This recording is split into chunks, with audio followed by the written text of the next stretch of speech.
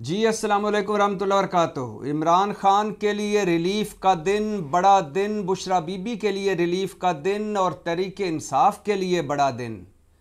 तोशा खाना केस में इमरान खान और बुशरा बीबी की सज़ा हो गई मुअत्तल। इस पर बात करेंगे और इस पर भी बात करेंगे कि सुप्रीम कोर्ट का बड़ा यू टर्न, तसद्दुक जिलानी की माजरत और 6 जजेस के ख़त पर सुप्रीम कोर्ट ने बना दिया 7 रुकनी बेंच। आगे क्या होगा, क्या होने जा रहा है, इस पर भी बात करेंगे। लेकिन सबसे पहले तोशा खाना केस। आपके ज़हनों में होगा कि इमरान खान और बुशरा बीबी को तोशा खाना रेफरेंस में, तोशा खाना केस में 14 साल की कैद बामुशक्कत, 10 साल की नाअहली और 1.5 अरब का जुर्माना हो चुका था। जज थे मोहम्मद बशीर। अडयाला जेल में अदालत लगी। अडयाला जेल में जज मोहम्मद बशीर ने फ़ैसला सुनाया। 77 सफ़ाती फ़ैसला। केस जिस तरह चला, केस जिस तरह चलाया गया और सज़ा जिस तरह हुई वो सब के सामने है। मैं ये बताता चलूँ कि इमरान खान को अभी तक 3 केसों में सज़ा हुई है। साइफ़र केस में 10 साल कैद बामुशक्कत, 7 हैं उनके शामिद कुरैशी। इद्दत में निकाह केस में 7 साल की कैद, 7 हैं बुशरा बीबी। और तोशा खाना केस में 14 साल की कैद बामुशक्कत, 7 हैं बुशरा बीबी, 10 साल की नाअहली और 1.5 अरब का जुर्माना तोशा खाना केस में। तीनों केस पहले भी बता चुका हूँ, फिर बता रहा हूँ, तीनों केस ऊपर वाली अदालतों में आकर उड़ जाएंगे। क्यों उड़ेंगे? साइफ़र केस पर आपको बता चुका हूँ, फिर किसी दिन बता दूंगा। इद्दत में निकाह केस में सज़ा 7 साल की बनती नहीं थी, दे दी गई। साइफ़र केस में सुप्रीम कोर्ट कह चुकी है कि ये मफरूज़ों पर बना गया केस है, वो दफ़ात लगाई गई हैं जो इसमें लगती नहीं थी। और आज़म खान का बयान मशकूक, आज़म खान 1 महीना गायब रहे, वो मशकूक। 7 महीने बाद FIR हुई, वो मशकूक। और अभी इस्लामाबाद हाई कोर्ट में साइफ़र केस चल रहा है और अभी तक 11 एतराज़ात ऐसे उठा चुके हैं इमरान खान के वकील, जिसका हुकूमती वकील के पास, हुकूमती वकला की टीम के पास कोई जवाब नहीं था।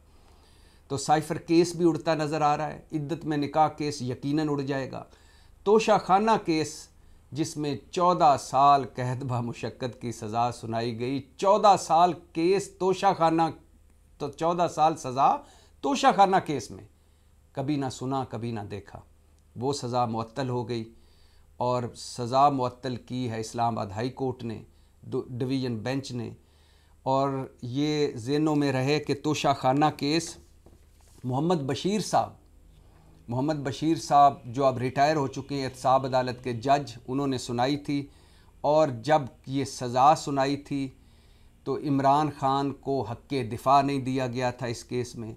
इमरान खान के वकीलों को गवाहों पर जिरा करने का मौका नहीं दिया गया था, अपने गवाह पेश करने का मौका नहीं दिया गया था। 342 का जो लाजमी बयान होता है मुल्ज़म का, इमरान खान का, वो भी नहीं रिकॉर्ड हुआ था, वो भी नहीं लिया गया था। और जब सज़ा सुनाई गई थी तो ना इमरान खान मौजूद थे, ना बुशरा बीबी मौजूद थे, ना इन दोनों के वकील मौजूद थे।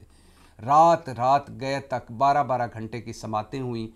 और चूँकि इलेक्शन से पहले इमरान खान को तीनों केसों में सज़ा सुनाई जानी थी, लिहाजा सुना दी गई। बहुत बड़ा रिलीफ़ है तहरीक इंसाफ के लिए, बहुत बड़ा रिलीफ़ है इमरान खान के लिए, बुशरा बीबी के लिए। गो के दोनों जेल में रहेंगे क्योंकि इमरान खान को 2 और केसों में सज़ा हो चुकी है। लिहाजा इस केस में ज़मानत हो भी जाए, सज़ा मुअत्तल हो भी जाए, रिहाई का हुक्म मिल भी जाए, तो फिर भी वो बाहर नहीं आ सकते, रिहा नहीं हो सकते। और बुशरा बीबी जो बनी गाला को सब जेल करार देकर जिनको रखा गया है, वो भी चूँकि इद्दत में निकाह केस में उनको सज़ा हुई है, लिहाजा इस केस में, तोशा खाना केस में, रिहाई के बावजूद वो भी जेल में ही रहेंगी। ये भी ज़हनों में रहे। ये भी बताता चलूँ कि बुशरा बीबी की एक दरख्वास्त इस्लामाबाद हाई कोर्ट में लगी हुई है और वो दरख्वास्त है कि मुझे बनी गाला से ट्रांसफ़र करके अडयाला जेल में भिजवाया जाए। मैं आम कैदियों के साथ आम जेल में रहना चाहती हूँ। ये भी पहली दफ़ा हुआ है पाकिस्तान की तारीख़ में। जो बड़ा भी जेल गया उसने कहा कि मेरे घर को सब जेल करार दे दिया जाए, मुझे किसी रेस्ट हाउस में रखा जाए, या अगर बीमार होकर वो अस्पताल मुंतकिल हो जाता है। बुशरा बीबी वाहिद खातून हैं हमारी इस अभी तक जो सियासत से रिलेटेड, हालांकि वो सियासतदान नहीं है लेकिन इमरान खान की अहली हैं, साबिक़ वज़ीर आज़म की अहली हैं, वो वाहिद खातून हैं जिन्होंने ये दरख्वास्त दी हुई है कि मुझे अडयाला जेल मुंतकिल किया जाए, आम कैदियों के साथ रखा जाए, मुझे बनी गाला से शिफ्ट किया जाए। इस केस की भी समाअत हुई आज, और इस केस में जज साहब ने कहा कि हमें बताया गया था कि सिक्योरिटी का मसला है। जब अब आप अडयाला जेल में इतने कैदी हैं, जब उनकी सिक्योरिटी को कोई मसला नहीं है, तो बुशरा बीबी के वहाँ रहने में क्या मसला हो सकता है। और अडयाला जेल में फवाद चौधरी हैं, अडयाला जेल में परवेज़ इलाही हैं, अडयाला जेल में इमरान खान हैं। जब उनकी सिक्योरिटी को कोई मसला नहीं, तो बुशरा बीबी की सिक्योरिटी को वहाँ क्या मसला हो सकता है। और फिर हमें बताया गया, जज साहब ने कहा, हमें बताया गया कि चूँकि बुशरा बीबी खातून है और ख़वातीन की वहाँ जगह मज़ीद नहीं है, इसलिए इनको बनी गाला रखा गया है। और फिर साथ ही जज साहब ने कहा कि आपकी अपनी रिपोर्ट है, जेल हुकाम को उन्होंने कहा कि आपकी अपनी रिपोर्ट है कि जब से बुशरा बीबी को सज़ा हुई और वो बनी गाला में हैं, इसी दौरान आपने 141 ख़वातीन कैदी अडयाला जेल में आप लाए। 141 ख़वातीन कैदी और आई अडयाला जेल में। जब वो आके रह सकती हैं तो बुशरा बीबी क्यों नहीं रह सकती। लिहाजा ये झूठ मत बोला करें, सियासत मत किया करें, अदालत के साथ अदालत में सियासत ना खेलें। खैर, ये केस चल रहा है कि बुशरा बीबी का कि मुझे अडयाला जेल शिफ्ट किया जाए, आम कैदियों के साथ रखा जाए। लेकिन आज इसी दौरान बहुत बड़ा रिलीफ मिला तहरीक इंसाफ को, इमरान खान को और बुशरा बीबी को। तोशाखाना रेफरेंस में उनकी सज़ा मुअत्तल हो गई है। साइफ़र केस में सज़ा मुअत्तली के करीब है। इद्दत में निकाह केस की भी अपील हो चुकी है। इसके अलावा इमरान खान पर वैसे तो 200 के करीब मुकदमे हैं, लेकिन अभी तक इमरान खान को 10 उन मुकदमों में रिहाई मिल चुकी है जो मन घड़त थे, झूठे थे, जाली थे, और जो सिर्फ बनाए गए थे मुकदमे, FIR दर्ज की गई थी, वो सारी नीचे ट्रायल कोर्ट ने ख़त्म कर दी हैं। मगर इमरान खान 9 मई के मुकदमों में अभी 12 मुकदमे उन पर हैं, उनमें वो गुनाहगार हो चुके हैं, वो केस साथ साथ चल रहे हैं।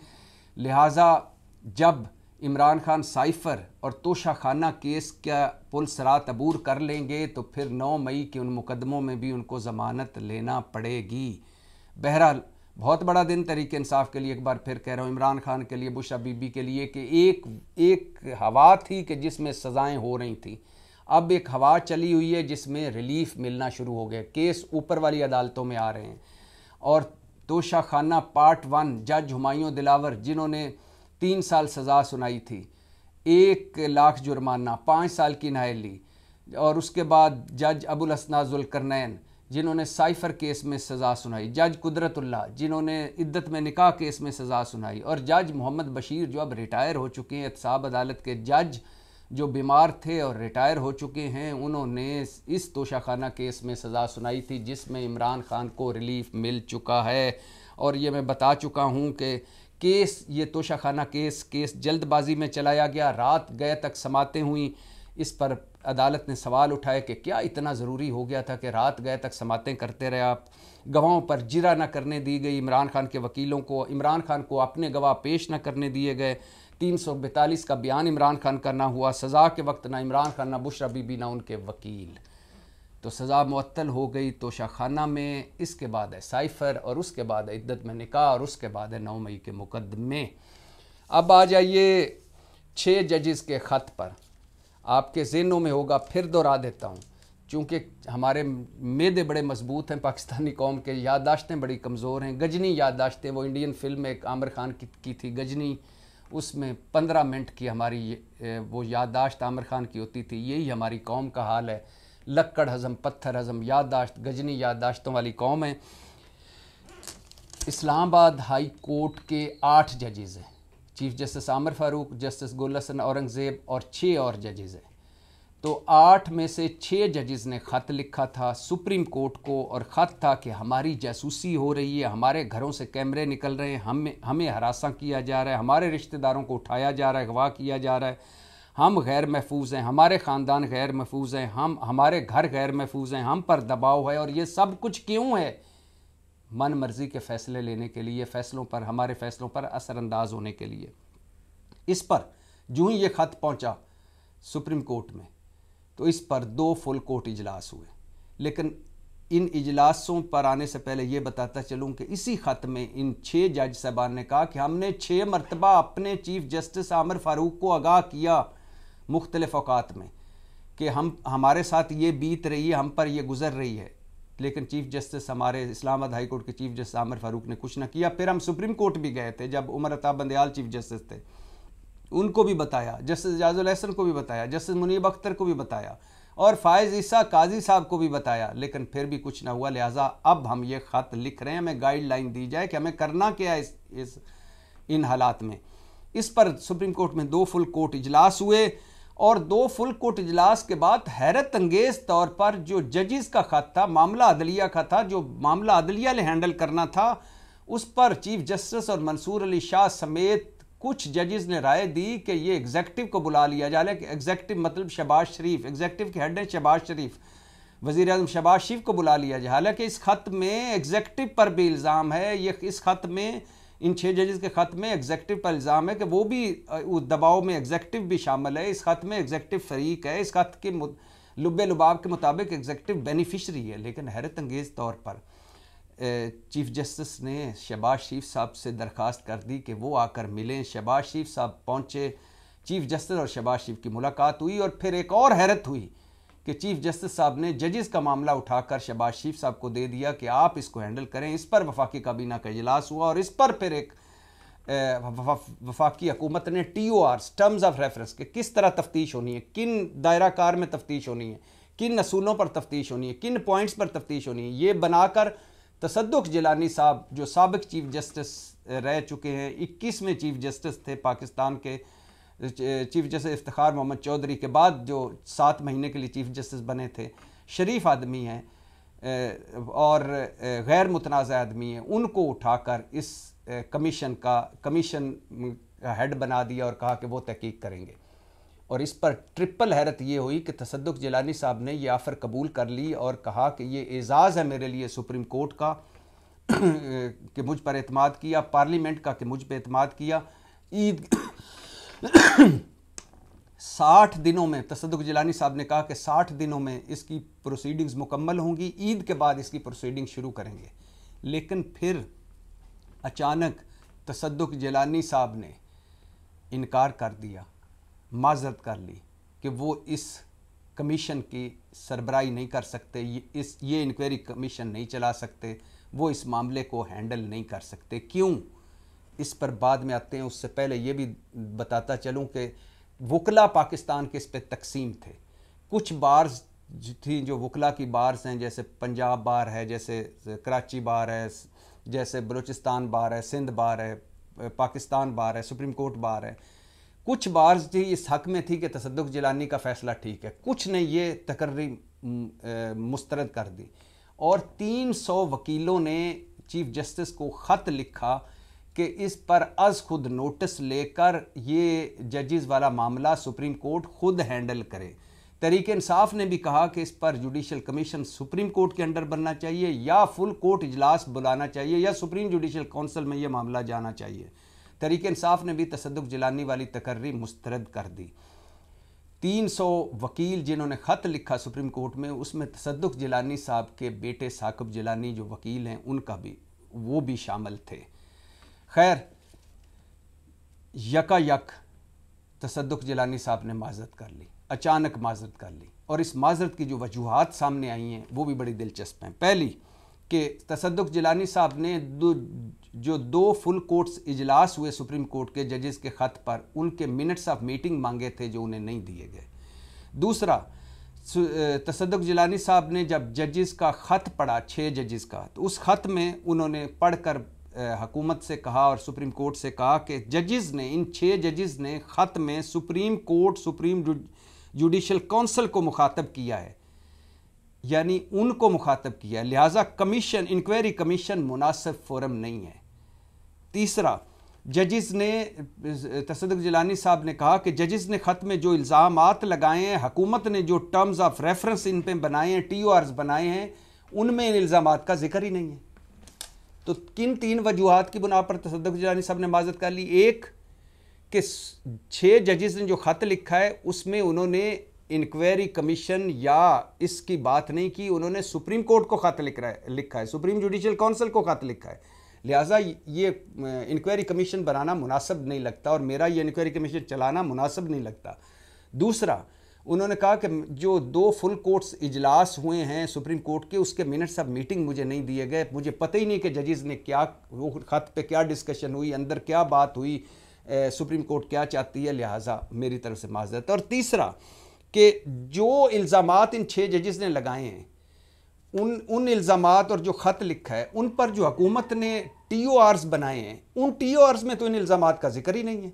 तो मैं किस पर तहकीक करूं, मैं कैसे तहकीक आगे बढ़ाऊं, मेरा दायरा कार क्या होगा? मैंने तो TORs के अंदर रहना है, जो TOR टर्म्स ऑफ रेफरेंस इस दायरा कार के अंदर रह के तहकीक करनी है, तफ्तीश करनी है, इंक्वायरी करनी है। तो मैं अगर करूँगा तो इन TORs डिफरेंट हैं, जजेस के इल्ज़ामात डिफरेंट हैं, लिहाजा इन 3 इश्यूज़ को लेकर तसद्दुक़ जिलानी साहब ने जब माज़रत की तो उस पर फिर सुप्रीम कोर्ट ने लिया बड़ा यू टर्न और सुप्रीम कोर्ट ने इस 6 जजेस के ख़त पर आज खुद नोटिस ले लिया। अब आपको ज़हनों में ये भी होना चाहिए कि अब चीफ जस्टिस अकेले आज खुद नोटिस नहीं ले सकते, चीफ जस्टिस और 2 सीनियर तरीन जज लेते हैं, मिलकर कमेटी है 3 रुकनी जजेस की, जिसमें चीफ जस्टिस और सुप्रीम कोर्ट के 2 सीनियर जज होते हैं। लिहाजा उन्होंने इस पर आज खुद नोटिस लिया और आज खुद नोटिस लेकर 7 रुकनी बेंच बना दिया। फ़ाइज़ ईसा काजी साहब इस बेंच की सरबराही करेंगे, जस्टिस मंसूर अली शाह इस बेंच में शामिल हैं, या justice Yahya Afridi, justice Naeem Afghan, justice Jamal Mandokhail, justice Athar Minallah और जस्टिस मुसर्रत हलाली समेत ये शामिल हैं। 7 ये जज हैं और पहली समाअत होगी 3 अप्रैल बरोज़ बुध 11:30 बजे सुप्रीम कोर्ट में 6 जजेस के ख़त पर। अब सवाल ये पैदा होता है कि जजेस ने ख़त लिखा सुप्रीम कोर्ट को, तो चीफ जस्टिस ने 2 फुल कोर्ट इजलास बुलाए, उसके और जजेस को, इन 6 जजेस को घर बुलाकर भी सुना। उसके बाद शहबाज शरीफ से मुलाकात हुई, क्यों की मुलाकात? पहला सवाल चीफ जस्टिस साहब से पहला सवाल है कि जब जजेस ने आपको ख़त लिखा, आपने इनको घर बुलाकर भी सुना और इस ख़त के मुताबिक, इस ख़त के लुबे लुबाब के मुताबिक एग्जेक्टिव मतलब शहबाज शरीफ हुकूमत भी एक फ़रीक है, बेनिफिशरी है, तो फिर आपने शहबाज शरीफ को क्यों बुलाया? दूसरा, जजेस ने एग्जेक्टिव मतलब हुकूमत को फ़रीक बनाया था, वो बेनिफिशरी है, तो आपने मामला शहबाज शरीफ के हवाले क्यों किया, शहबाज हुकूमत के? तीसरा, जजेस का कहना है कि एग्जेक्टिव भी दबाव डालने का मौजब बन रही है मन मर्जी के फैसलों का, तो फिर इंक्वायरी एग्जेक्टिव से क्यों कराने का कहा चीफ जस्टिस साहब? और TORs वो क्यों बनाएंगे? जो फरीक हैं वो TORs बनाएंगे। मतलब कि मैं IG के पास जाता हूं, कल भी आपको बताया था, मैं IG के पास जाता हूं कि आपका एक SHO जो है वो मेरे खिलाफ है, मेरे खिलाफ कार्रवाइयां कर रहा है, और मेरे खिलाफ मुकदमे कायम कर रहा है या मुझ पर दबाव डाल रहा है, तो IG मेरी बात सुने और उसके बाद उसी थानेदार को इंक्वायरी कमीशन, मेरी इंक्वायरी का हेड बना दें, तो मुझे कहाँ से इंसाफ मिलेगा? तीसरा, ये मामला था चीफ जस्टिस साहब आज़ाद अदलिया का, मामला मिस हैंडल क्यों किया? चौथा, फुल कोर्ट क्यों नहीं, 7 रुकनी बेंच क्यों, फुल कोर्ट क्यों नहीं बुलाया? सारे जजेस बैठते और सारे जजेस बैठते और ये मामला चूँकि ये मामला कोई आम मामला नहीं है, ये ख़त कोई आम ख़त नहीं, ये ख़त चार्जशीट है आमिर फ़ारूक साहब के ख़िलाफ़ भी, जो इस्लामाबाद हाई कोर्ट के चीफ जस्टिस हैं, जिनको 6 मरतबा इन जजेस ने बताया कि हम पर दबाव डाला जा रहा है, लेकिन उन्होंने कुछ नहीं किया। ये ख़त है सुप्रीम कोर्ट के ख़िलाफ़ भी चार्जशीट है, क्योंकि सुप्रीम कोर्ट में ये जजेस पहले बता चुके थे सारों को, कुछ नहीं हुआ। ये ख़त आज़ाद अदलिया के ख़िलाफ़ भी चार्जशीट है कि आज़ाद अदलिया पर किस तरह हमले हो रहे हैं। ये ख़त जुडिशल सिस्टम के ख़िलाफ़ चार्जशीट है, ये ख़त रूल ऑफ लॉ के ख़िलाफ़ चार्जशीट है। तो ये इतना इंपॉर्टेंट ख़त है, इस पर फुल कोर्ट क्यों नहीं, सुप्रीम जुडिशल काउंसिल में कार्रवाई क्यों नहीं ले जाई गई? और चीफ जस्टिस साहब, सुप्रीम कोर्ट मामले की संगीनी को क्यों भांप नहीं सकी? और सुप्रीम कोर्ट इस यू टर्न से पहले क्यों मामले को की नज़ाकत को समझ नहीं सकी?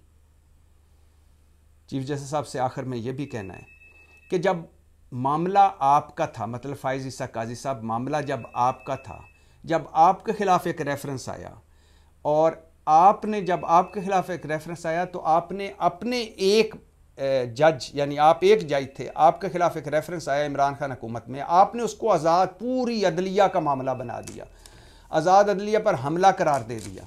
और उस वक़्त आपने एग्जेक्टिव पर अदम एतमाद का इज़हार किया। आपने कहा उस वक़्त का वज़ीर आज़म भी मशकूक, सदर भी मशकूक, यानी ये मेरे खिलाफ पार्टी हैं। वज़ीर आज़म भी पार्टी, इमरान खान की बात कर रहा हूँ, वज़ीर आज़म इमरान खान भी पार्टी, सदर आरफ अलवी भी पार्टी, उस वक़्त के चीफ जस्टिस पर भी आपने अदम एतमाद किया, उस वक्त अदम एतमाद का इज़हार कर दिया। उस वक़्त के सुप्रीम जुडिशल काउंसिल के 3 जजेस पर आपने ये कहकर अदम एतमाद कर दिया कि ये इनको इस मेरी कार्रवाई से निकाला जाए, क्योंकि मैं अगर सर्विस से निकलता हूँ तो इन्होंने जजेस बनना है, लिहाजा इन पर भी अदम एतमाद। रजिस्ट्रार सुप्रीम कोर्ट पर भी आपने अदम एतमाद किया, FIA पर भी अदम एतमाद किया, FBR पर भी अदम एतमाद किया, शहजाद अकबर को तो आपने टाउट कह दिया। तो एक जज यानी आपका मामला तो पूरी अदलिया का मामला, और इन 6 जजेस का मामला आप उठा के शहबाज शरीफ को दे रहे थे और उनको ही कह रहे थे आप ही TORs बनाएं, आप ही इंक्वायरी करें और आप ही मामला हैंडल करें। क्यों? बहरहाल चीफ जस्टिस साहब, हमारे मुल्क में ये होता है कि अगर कमिश्नर रावलपिंडी बोले तो उसे कहा जाता है कि वो ज़हनी मरीज़ है। अगर 6 जजेस खत लिखें तो कहा जाता है कि ज़मीर 6 साल बाद क्यों जागा। बिल्कुल उसी तरह जिस तरह जजेस का मामला हो तो आप शहबाज शरीफ को बुला लेते हैं, आईने पाकिस्तान का जश्न हो तो आप पार्लियामेंट में जाके एक तरफ इसहाक डार को, एक तरफ जरदारी साहब को बिठाकर पूरे पार्लियामेंटेरियन की उमर अता बंदयाल और सुप्रीम कोर्ट के खिलाफ तकरीरें सुन के आ जाते हैं। और इंसानी हकूक पामाली हो आप चुप, चादर चार दीवारी की पामाली हो आप चुप, झूठे जाली मन घड़त मुकदमे हो आप चुप, मैंडेट चोरी फार्म 45 फार्म 47 का मामला हो मेरी सुप्रीम कोर्ट चुप। बहरहाल सुप्रीम कोर्ट ने एक बड़ा यू टर्न लिया है, तसद्दुक जानी साहब ने माजरत कर ली है, 7 रुकनी बेंच बन गया है। अब 6 जजेस का मामला ये हल करेगा। 150 अब तक सुप्रीम कोर्ट में आज खुद नोटिस लिए जा चुके हैं। ये 150वां या 151 था ये। तो अब देख बहुत सारे जो आज खुद नोटिस उन पर कुछ नहीं होता, लेकिन इन 6 जजेस ने अपना किरदार अदा कर दिया, अपना काम कर दिया, इन्होंने ख़त लिख दिया है। इस ख़त पर क्या होता है? वैसे हमारे मुल्क में होना माना तो कुछ नहीं होता, कोई अनहोनी ना हो जाए, कोई मौजज़ा ना हो जाए तो अलहदा बात है, वरना होना माना कुछ नहीं होता। लेकिन बहरहाल अब सुप्रीम कोर्ट चूँकि मामला हल कर रही है तो एक उम्मीद पैदा हो चुकी है कि सुप्रीम कोर्ट का ये 7 रुकनी बेंच या तो मुस्तरद कर देगा और कहेगा किसी हालात में काम करो, या फिर कोई गाइडलाइन देगा, या फिर कुछ फ़ैसला करेगा। और अगर कोई फ़ैसला हो गया तो आज़ाद अदलिया की तरफ ये पहला कदम होगा, और इस पहले कदम के लिए इन 6 जजेस को सलाम। पाकिस्तान जिंदाबाद।